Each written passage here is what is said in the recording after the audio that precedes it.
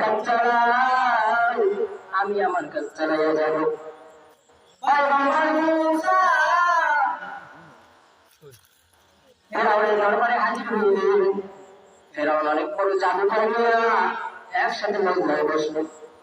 ষড়যন্ত্র করিয়া জাদুকর নিয়ে আসলেন। জাদুকরের আবার সাপ ছেড়ে দিল ফেরাউনকে ধ্বংস করার জন্য। এবার পয়গম্বর মূসা আল্লাহ তাআলার কাছে সাহায্য চাইলেন, আল্লাহ আপনাকে সাহায্য করেন।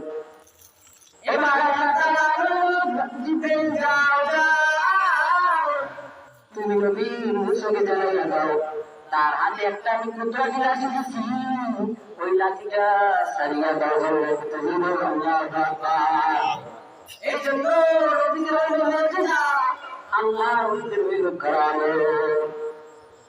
এবার পয়গম্বর মূসা যখন লাঠি ছাড়িয়ে দিল, লাঠি ছাড়িয়ে দেওয়ার পর